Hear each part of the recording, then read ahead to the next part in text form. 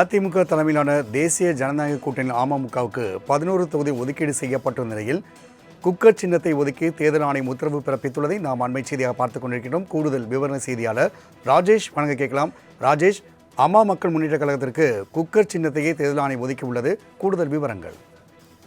2026 சட்டமன்ற தேர்தலை எதிர்கொள்ளும் விதமாக அதிமுக தலைமையிலான தேசிய ஜனநாயக கூட்டணியில் அம்மா மக்கள் முன்னேற்ற கழகம் இணைந்து 11 தொகுதிகளில் போட்டியிடுகிறது.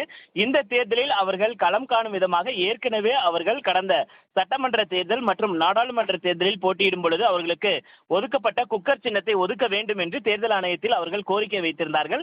அந்த அடிப்படையில் தேர்தல் ஆணையம் அம்மா மக்கள் முன்னேற்ற கழகத்திற்கு குக்கர் சின்னம் ஒதுக்கி இருப்பதாக தகவல் வெளியாகி இருக்கிறது. குறிப்பாக ஏற்கனவே அவர்களுக்கு கடந்த 2021 சட்டமன்ற தேர்தலின் போது குக்கர் சின்னம் ஒதுக்கப்பட்டிருந்தது.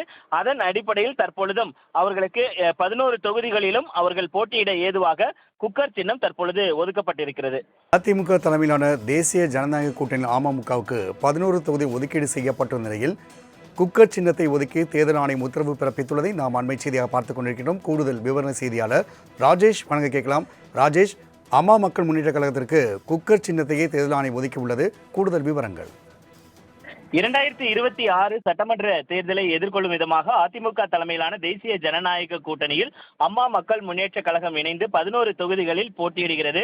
இந்த தேர்தலில் அவர்கள் களம் காணும் விதமாக ஏற்கனவே அவர்கள் கடந்த சட்டமன்ற தேர்தல் மற்றும் நாடாளுமன்ற தேர்தலில் போட்டியிடும் பொழுது அவர்களுக்கு ஒதுக்கப்பட்ட குக்கர் சின்னத்தை ஒதுக்க வேண்டும் என்று தேர்தல் ஆணையத்தில் அவர்கள் கோரிக்கை வைத்திருந்தார்கள். அந்த அடிப்படையில் தேர்தல் ஆணையம் அம்மா மக்கள் முன்னேற்ற கழகத்திற்கு குக்கர் சின்னம் ஒதுக்கி இருப்பதாக தகவல் வெளியாகி இருக்கிறது. குறிப்பாக ஏற்கனவே அவர்களுக்கு கடந்த 2021 சட்டமன்ற தேர்தலின் போது குக்கர் சின்னம் ஒதுக்கப்பட்டிருந்தது. அதன் அடிப்படையில் தற்பொழுதும் அவர்களுக்கு 11 தொகுதிகளிலும் அவர்கள் போட்டியிட ஏதுவாக குக்கர் சின்னம் தற்பொழுது ஒதுக்கப்பட்டிருக்கிறது.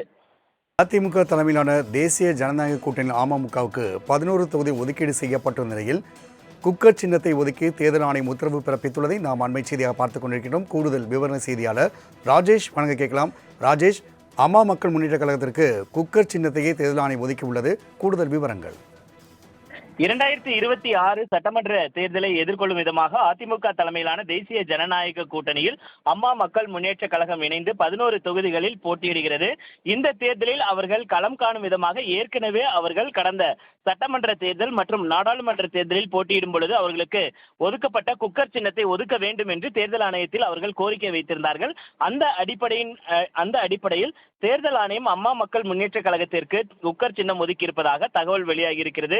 குறிப்பாக ஏற்கனவே அவர்களுக்கு கடந்த 2021 சட்டமன்ற தேர்தலின் போது குக்கர் சின்னம் ஒதுக்கப்பட்டிருந்தது.